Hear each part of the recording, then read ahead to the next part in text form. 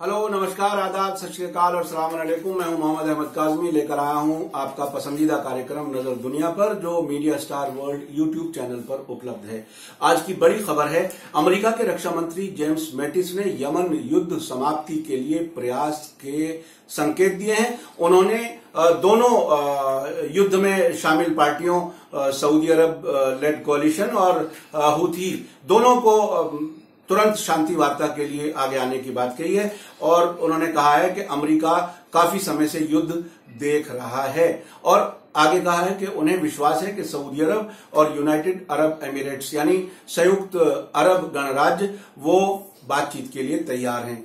दूसरी तरफ हुथी की जो सरकार है उसकी तरफ से कहा गया है कि हम अपनी सार्वभौमिकता पर समझौता नहीं कर सकते, अमेरिका के डिक्टेशन को नहीं सुन सकते, चूंकि उन्होंने बताया है कि अमेरिका जो ये प्रपोजल दे रहा है उसमें एक सेमी ऑटोनॉमस रीजन कायम करने की बात कर रहा है। हम इस पर चर्चा करेंगे कार्यक्रम के अंत में।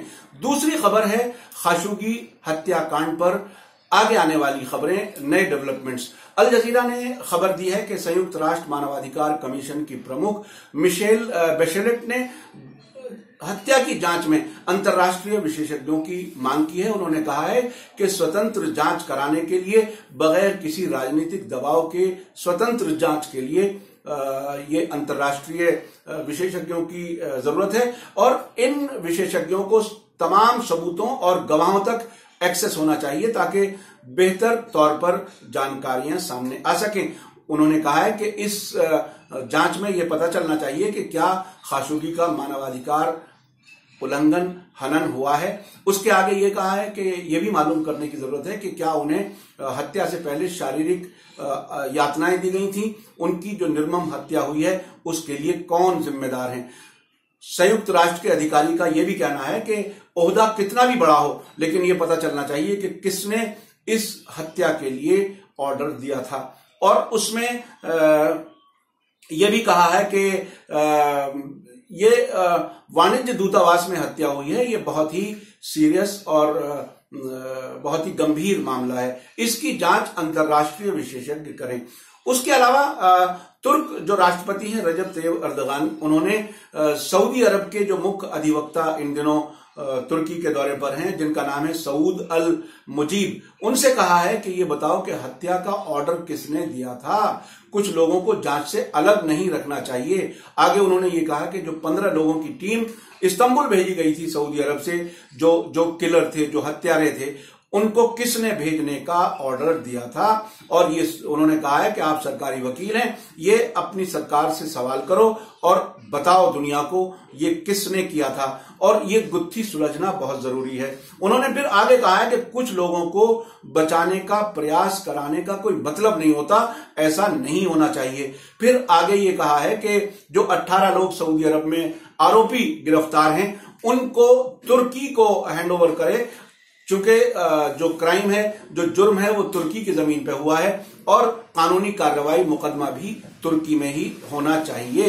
तो ये और एक बात और बाहर फिर से दोहराई है तुर्की के राष्ट्रपति ने कि जो स्थानीय आपका सहयोगी था, जिसके बारे में पहले सऊदी अरब की तरफ से कहा गया था कि खाशोगी की डेड बॉडी, जो शव था, वो कालीन में लपेट करके एक गाड़ी में रख करके इस स्थानीय सहयोगी के जरिए डिस्पोज ऑफ करने के लिए भेजा गया था।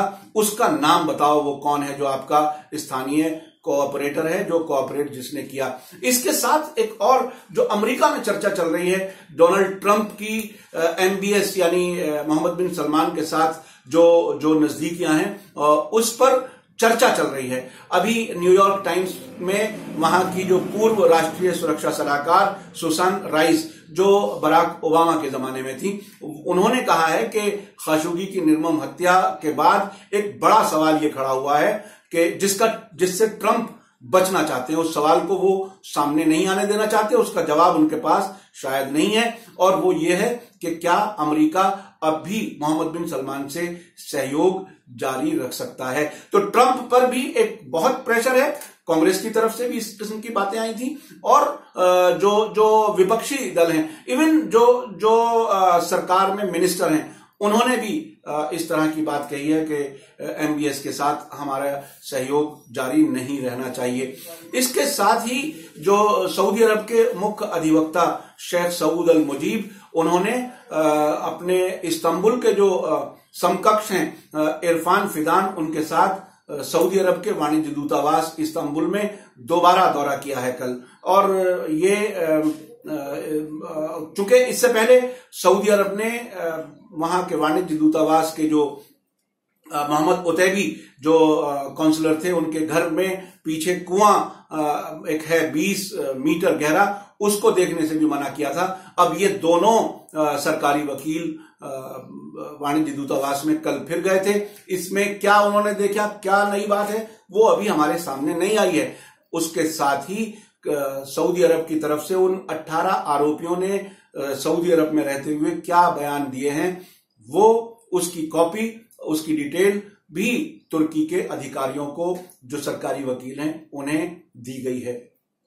एक और बड़ी खबर है इस क्षेत्र से, वो ये कि प्रेस टीवी, जो ईरान का अंग्रेजी जबान का टेलीविजन चैनल है, उसने खबर दी है इस्तांबुल में कल तुर्की, अजरबैजान और ईरान के विदेश मंत्रियों की 6ठी त्रिपक्षीय बैठक हुई है। इस बैठक में जो खास बात सामने आई है, जो जवाद जरीफ ने अपने इस संयुक्त एक प्रेस कॉन्फ्रेंस उन्होंने की, तीनों विदेश मंत्रियों ने, जवाद जरीफ ने ये कहा कि ये तीनों देश, जो मध्य एशिया में जो कुछ हो रहा है, जो मिडिल ईस्ट में जो कुछ हो रहा है, उसमें उन घटनाओं के बारे में इन तीनों देशों का दृष्टिकोण एक है।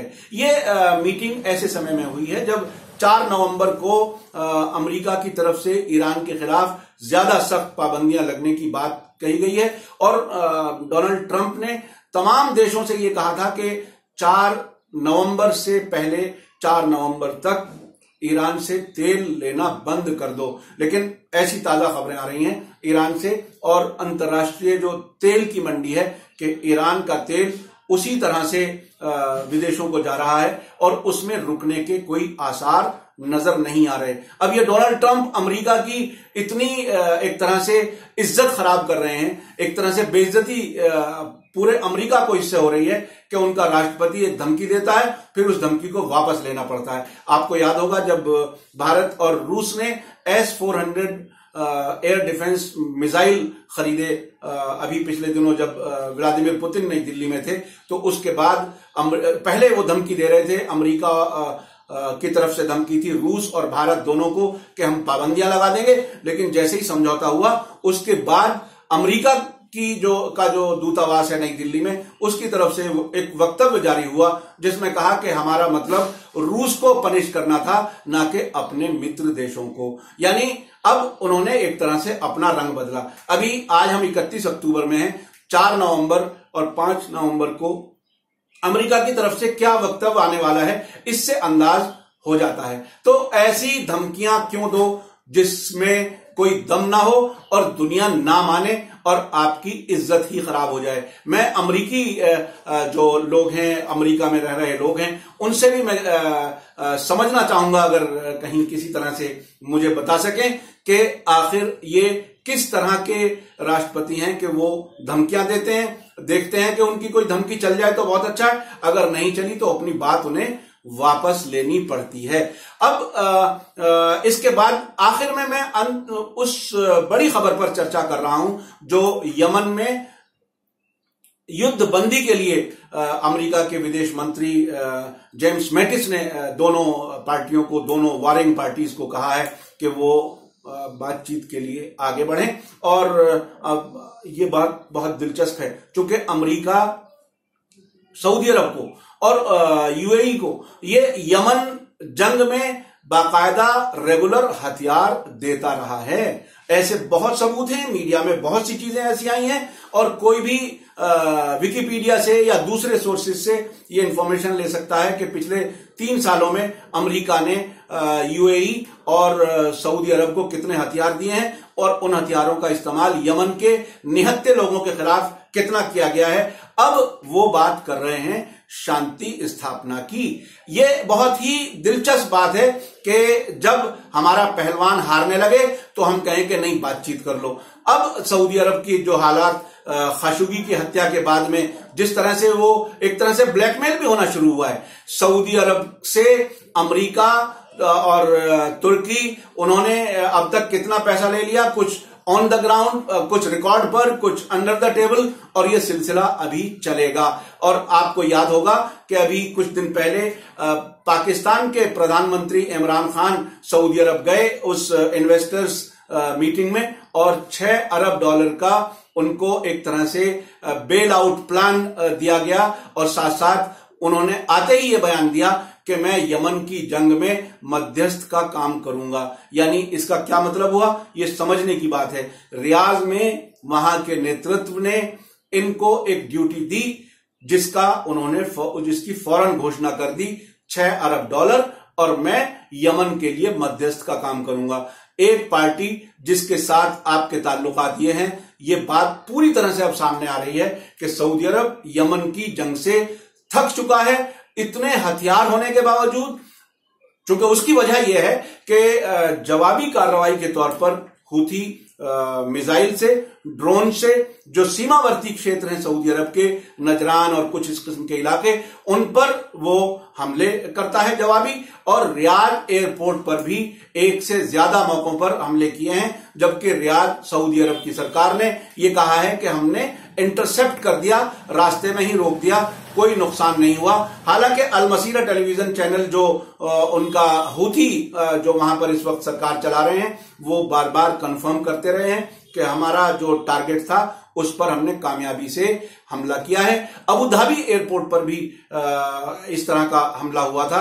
तो ये अब चूंकि यूएई और सऊदी अरब इस जंग में चूंकि थक चुके हैं, तो उनके बड़े आका अमेरिका अब वो कह रहे हैं युद्ध बंदी कर लो, ताकि ये जो 3 साल से जंग चल रही है उसमें वो मकसद उनका पूरा नहीं हो सका। जो हादी फॉर्मर प्रेसिडेंट थे, हादी अब्द रब्बू, उनको दोबारा राष्ट्रपति वहां बनाने का प्रयास था, उसमें वो विफल हो चुके। अब भी यूनाइटेड नेशन और सऊदी अरब और अमेरिका और बाकी जो जिसे अंतर्राष्ट्रीय समुदाय कहते हैं, वो आज भी उस सरकार को, जो गवर्नमेंट इन एग्जाइल जिसे कहा जाता है, जो सऊदी अरब में बैठे हुए नाम नेहाद सरकार चला रहे हैं, उन्हीं को यूनाइटेड नेशन रिकॉग्नाइज करता है। और जो बड़े इलाके में राजधानी समेत, सनआ समेत जो बड़े इलाके में अपना एडमिनिस्ट्रेशन चला रहे हैं हूथी, उस सरकार को अभी भी स्वीकृति नहीं है। तो ये स्वीकृति कौन देता है, किन के इशारों पर होती है, ये एक देखने की बात है। लेकिन वहां की जनता, वहां की जो रेजिस्टेंस फोर्स है, वो सऊदी अरब और उनकी फौजों के खिलाफ खड़ी है, निहत्ते हैं, लेकिन वो हिम्मत नहीं हार रहे, जिसके नतीजे में सऊदी अरब की तरफ से ये शांति की बात अब शुरू की जा रही है। इसमें एक बात और बहुत दिलचस्प जेम्स मैटिस ने कही है कि इन दोनों पक्षों को चाहिए कि यूनाइटेड नेशन के जो स्पेशल एनवॉय हैं, प्रतिनिधि हैं, मार्टिन ग्रिफिन, उनसे वो स्वीडन में नवंबर में ही मिल लें, और 30 दिन के अंदर, उन्होंने 30 दिन की डेडलाइन भी दे दिया। यह कितनी दिलचस्प बात है कि दुनिया का कार्यक्रम वॉशिंगटन में बैठ के वो तय करना चाहते हैं। वो चाहते हैं कि जैसा हम चाहें वैसे दुनिया अमल करे, लेकिन उसके साथ साथ जो वहां की सरकार है, जो हूथी सरकार है इस टाइम यमन को चला रही है, उसकी तरफ से जो रिएक्शन आया है उसमें यह कहा है कि हमारी सार्वभौमिकता, हमारी आजादी, हमारी सीमा की जो टेरिटोरियल इंटीग्रिटी है, उस पर हम समझौता नहीं करेंगे। एक बात और इस बीच में आई है कि अमेरिका के जो विदेश मंत्री हैं माइक पोम्पियो, उन्होंने ये कहा है कि सऊदी अरब और यूएई, संयुक्त अरब इमारात, वो तुरंत हवाई हमले बंद कर दें। ये बहुत दिलचस्प बात है कि आपस में सेटिंग, जिसको जैसे कहते हैं ना मैच फिक्स, उस तरह से पहले अंदर से बात हो रही है, मध्यस्थ के लिए इमरान खान को भी से भी घोषणा कराई गई है। अब अमेरिका की तरफ से एक तरह से घोषणा हुई है कि युद्ध बंदी कर ली जाए, लेकिन इस पर रिएक्शन बहुत दिलचस्प आया है। जो इसकी डिटेल आई है उसमें यह है कि अमेरिका ये चाहता है कि यमन का जो युद्धग्रस्त क्षेत्र है उसमें कुछ इलाका सेमी सॉवरन इलाका हो, जिसमें एक तरह से एक डिस्प्यूटेड इलाका समझ लीजिए, और सेमी सॉवरेंटी उसको दी जाए और इनमें से किसी दोनों का कंट्रोल ना हो। तो उसमें वहां के जो विदेश मंत्री हैं हूथी सरकार में, उनका नाम है हिशाम शरफ। ये खबर आ रही है अल मसीरा टेलीविजन चैनल से। उन्होंने कहा है कि अमेरिका का जो प्रस्ताव है यमन में अर्ध स्वायत्तता क्षेत्र वाला, सेमी ऑटोनोमस रीजन बनाने वाला, उसकी हम निंदा करते हैं। और यह कहा है कि जो यमन अपनी संप्रभुता पर, अपनी सॉवरेंटी पर कोई समझौता नहीं करेगा और हम अमेरिका के डिक्टेशन को मानने वाले नहीं हैं और राष्ट्रीय स्वायत्तता पर कोई समझौता नहीं है। उन्होंने एक बात और कही है कि हम जो हम मिसाइल बनाते हैं अपने यहां, वो अपने देश की, अपनी जनता की रक्षा के लिए बनाते हैं। और उन्होंने ये भी कहा है कि हमने जब तक सऊदी अरब ने युद्ध शुरू नहीं किया था, उससे पहले हमने कोई हमला नहीं किया। हम जवाबी तौर पर अपनी रक्षा में मिसाइल का इस्तेमाल कर रहे हैं और ये हमारी रक्षा का हमारा अधिकार है। उसके बाद ये भी कहा है कि ये जो अमेरिका और ब्रिटिश, जिसको हम यूके भी कहते हैं, जिसकी राजधानी लंदन है, अगर वो सऊदी अरब को सहायता ना देते तो ये जंग शुरू ही ना होती। अब आप ये समझ लीजिए कि ये अमेरिका बहादुर जो अपने आप को मध्यस्थ के तौर पर ला रहे हैं, उनकी अपनी हैसियत क्या है? क्या दोनों पार्टियां उनको ईमानदार मीडिएटर समझ सकती हैं? एक वो पार्टी है जिसने युद्ध शुरू किया था इन्हीं के इशारे पर, इन्हीं के हथियारों पर। एक दूसरा है जिसने शुरू से अब तक हजारों कुर्बानियां दी हैं और अब, जैसा कि मैंने कल की अपनी रिपोर्ट में बताया था, 85 लाख लोग तकरीबन भूख की वजह से मरने के दहाने पर हैं। अब एक और हूथी के एक अधिकारी हैं तौफीक अल हमीरी। हूथी जो मैं कह रहा हूं, ये वो ग्रुप है जिसको आमतौर पर प्रो ईरान शिया ग्रुप कहा जाता है। आपको मैं बता दूं कि ये शिया नहीं है, ये जैदी हैं। जैदी वो होते हैं जो शिया, जो 12 इमाम वाले शिया होते हैं, उसमें चौथे इमाम के बाद में एक उनके चौथे इमाम के बेटे जैद थे, उनको वो इमाम मानते हैं और उसके बाद उनका ट्रैक अलग चला जाता है। लेकिन उन्हें बहरहाल वेस्टर्न मीडिया प्रो ईरान शिया ग्रुप कहता है। लेकिन ठीक है, वो उनका अपना परसेप्शन हो सकता है। लेकिन हाँ, ये बात जरूर है कि वो उनको हमदर्दियां हैं, मजलूम के साथ हमदर्दी मैं समझता हूं इंसानियत और इस्लाम दोनों का बुनियादी फर्ज है। तो ये तौफीक अल हमीरी जो हूथी नेता हैं, उन्होंने ये कहा है कि उन्होंने स्पुतनिक न्यूज एजेंसी है रूस की, उससे ये बात करते हुए ये कहा है कि जो कुछ हम मिसाइलें बना रहे हैं वो अपनी रक्षा के लिए बना रहे हैं और अमरीकी युद्धपोत वहां रेड सी में मौजूद हैं, उनका कहना है। और उन्होंने दसियों हजार यमनी बेगुनाहों को मारा है। यानी अब ये जो अमेरिका साहब बीच में आ रहे हैं, वो अपनी भी जान बचाना चाह रहे हैं। उनके युद्धपोत सऊदी अरब के शुरू किए गए युद्ध में बाकायदा सऊदी अरब की फौजों का साथ दे रहे हैं और इंटेलिजेंस शेयरिंग हो रही है। और यह भी बताया जा रहा है, ये ऐसी बहुत सी खबरें मुसलसल आती रहती हैं कि इजराइल सऊदी अरब को और खुद अमेरिका किस तरह से इंटेलिजेंस शेयरिंग, हथियार और जो भी मुमकिन हो सकता है अपने जलपोत जो पानी के फौजी जहाज होते हैं वो उस इलाके में हैं। और तौफीक अल हमीरी ने रूस की न्यूज एजेंसी से कहा है कि वो ये सब अमेरिका की तरफ से लोगों को मारा जा रहा है और इसमें हम माफ नहीं कर सकते। और उन्होंने ये भी इशारा दिया है कि हम इस पर कोई बात करने के लिए तैयार नहीं है। आपको ये कार्यक्रम कैसा लगा नजर दुनिया पर जरूर अपने कमेंट्स में लिखिए। आज का कार्यक्रम थोड़ा लंबा हुआ, लेकिन जितनी सूचना आपको एक जगह इकट्ठी मिलती है वो शायद कहीं आपको नहीं मिलती। आपसे मैं एक बार फिर रिक्वेस्ट करता हूं कि अगर आपने अभी इसको सब्सक्राइब ना किया हो तो मीडिया स्टार वर्ल्ड को सब्सक्राइब करें। हमें आप फेसबुक, ट्विटर और इंस्टाग्राम पर भी फॉलो कर सकते हैं। इसी के साथ मैं लेता हूं इजाजत। थैंक यू, शुक्रिया। जय भारत, जय हिंद।